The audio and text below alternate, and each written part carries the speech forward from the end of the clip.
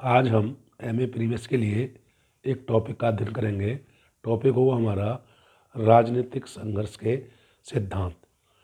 संघर्ष का अर्थ होता है लड़ना और अपने प्रभुत्व के लिए संघर्ष करना, किसी का विरोध करना और किसी को पाने का प्रयास करना। लेकिन इस राजनीतिक सिद्धांत का जो हम बात करेंगे संघर्ष सिद्धांत की, ये बहुत प्राचीन सिद्धांत है। सबसे पहले ईसा से 205 वर्ष पूर्व पोलिबियस द्वारा इस सिद्धांत का प्रतिपादन किया गया था। उसका कहना था कि पशुओं की तरह व्यक्ति भी झुंड में रहना पसंद करता है और उसकी प्रवृत्ति में संघर्ष हमेशा पाया जाता है। जिस तरह शासक जब बहुत अन्यायी हो जाता है या अत्याचारी हो जाता है, तो ऐसी स्थिति में जो शासित वर्ग होता है, जनता होती है, वो उसे कमज़ोर करने के लिए एक संगठन बनाती है और संघर्ष करती है। पॉलिबियस के बाद इब्न खाल्दून, बोर्ड, हॉब्स, डेविड ह्यूज आदि विद्वानों ने भी इस संघर्ष की व्याख्या की है। इसके पश्चात हम इसमें देखेंगे कि संघर्ष की विशेषताएं क्या हैं। ठीक है, इससे और चीज़ें क्लियर हो जाएंगी। पहला है संघर्ष व्यक्तिक एवं सामूहिक दोनों प्रकार की प्रक्रिया है। इसका मतलब है कि संघर्ष हमेशा हितों के लिए होता है। यदि वो हित व्यक्तिगत हैं तो वो व्यक्तिगत संघर्ष माना जाएगा। यदि वो हित पूरे समूह के हैं या जनता के हैं तो उसे हम सामूहिक संघर्ष का नाम देंगे, यानी व्यक्तिगत और सामूहिक। जहाँ कुछ लोगों से संबंध हितों का होता है वो व्यक्तिगत हो जाता है, जो सब लोगों के लिए होता है वो संघर्ष सामूहिक हो जाता है। दूसरी विशेषता है इसकी, संघर्ष सार्वभौमिक प्रक्रिया है, यानी यूनिवर्सल प्रोसेस है ये। यानी कि प्रत्येक समाज में विभिन्न रूप होते हैं, विभिन्न समस्याएं होती हैं, विभिन्न संघर्ष होते हैं। तो संघर्षों का रूप अलग अलग हो सकता है, लेकिन समाज जैसा भी हो संघर्ष हर समाज में मिलता है। इसलिए ये एक सार्वभौमिक प्रक्रिया है जो हर समाज में पाई जाती है। तीसरा है इसका, संघर्ष चेतन प्रक्रिया होती है, अर्थात इसमें लक्ष्य के साथ साथ अपने विरोधी के बारे में पूरी जानकारी होती है। यानी जो संघर्ष होता है वो दिमाग से सोच लड़ जाता है, बिना सोच के संघर्ष नहीं होता है, क्योंकि प्रत्येक व्यक्ति या समूह सामने वाले विरोधी धन को ये जानना चाहता है कि उस संघर्ष को कैसे जीता जाए। तो उसके लिए अपनी जानकारी इकट्ठी करता है और उसकी सारी बातें और जानकारियाँ दूसरों से भी पूछता रहता है। अगला है इसमें, संघर्ष नियम रहित होता है, यानी संघर्ष की कोई सीमा नहीं होती है, संघर्ष के कोई कानून नहीं होते हैं। संघर्ष आदमी परिस्थितियों के अनुसार लड़ता है, वक्त के समय पे जो उसको एक्शन या क्रिया करनी होती है वो कर देता है। अगला है इसमें, समाज के लिए संघर्ष के परिणाम सकारात्मक अथवा नकारात्मक दोनों प्रकार के होते हैं। अर्थात यदि संघर्ष विकास करने के लिए, कुछ अच्छा करने के लिए होता है तो उसके रिजल्ट हमेशा या परिणाम हमेशा सकारात्मक होते हैं। यदि कोई संघर्ष किसी को हानि पहुंचाने के लिए किया जाता है, उसके जो परिणाम हैं वो हमेशा ही नकारात्मक होते हैं। तो संघर्ष समाज के विकास के लिए भी काम करता है और समाज के पतन के लिए भी कार्य करता है। अगला है इसमें, समाज के लिए संघर्ष में निरंतरता का अभाव पाया जाता है, यानी संघर्ष हमेशा एक जैसा नहीं चलता रहता है।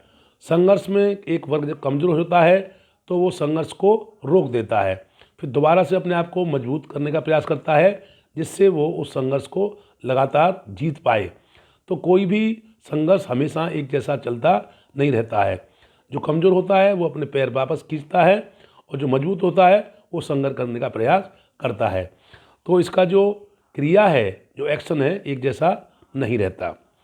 उसके बाद इसमें आएगा, संघर्ष में एक पक्ष को लक्ष्य प्राप्त होता है, दोनों को नहीं। यानी दो जब टीमें लड़ रही होती हैं, दो पक्ष में संघर्ष हो रहा है, तो जीत एक ही पक्ष की होती है या एक ही पार्टी की होती है।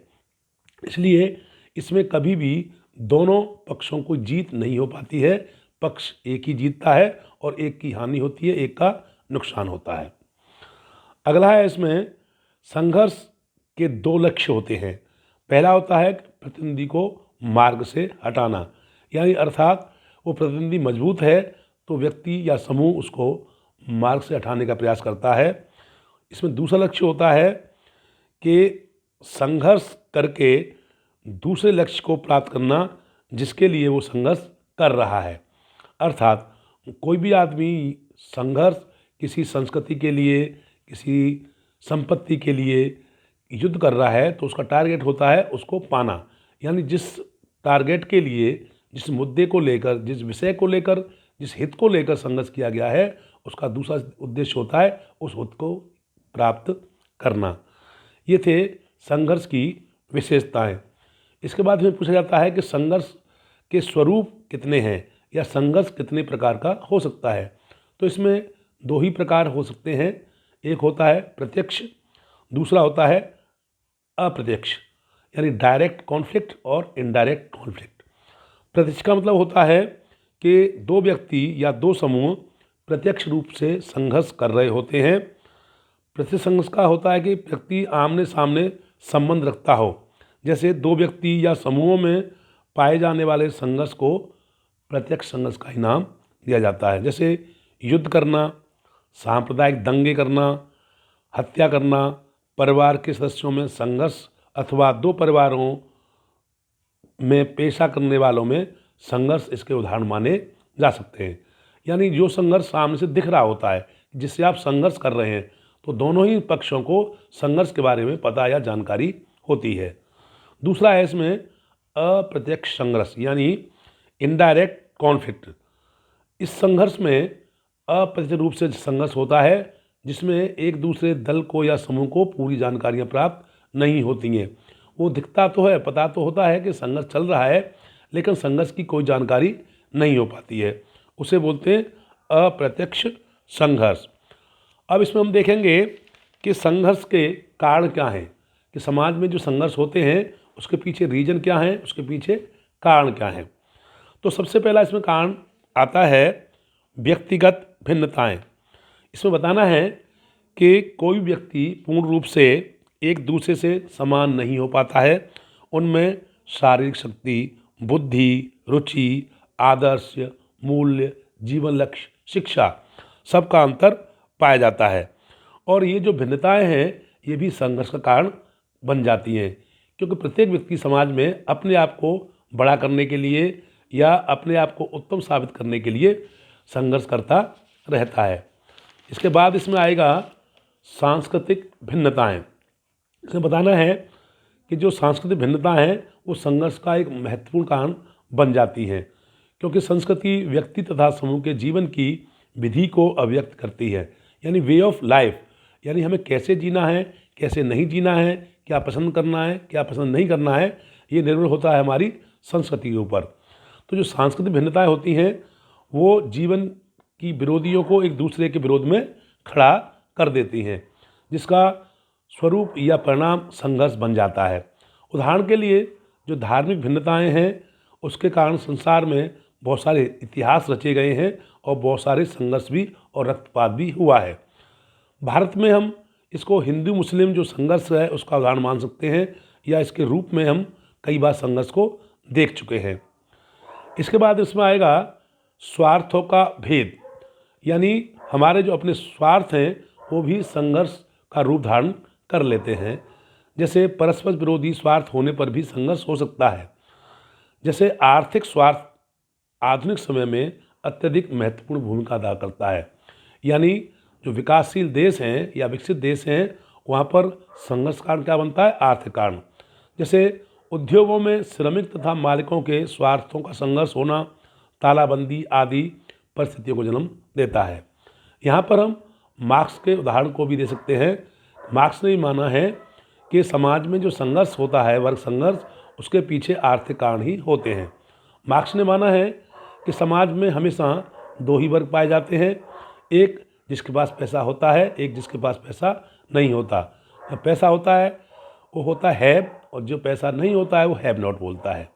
अर्थात इस समय ये जो वर्ग है पूंजीपति और श्रमिक वर्ग, यानी जो पूंजीपति वर्ग होता है वो हमेशा सत्ता को प्राप्त करने का प्रयास करता रहता है, और जो श्रमिक वर्ग है वो अपनी ज़िंदगी बचाने का प्रयास करता है।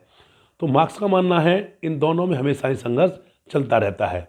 इस संघर्ष से इन दोनों में कभी भी समझौता नहीं हो सकता।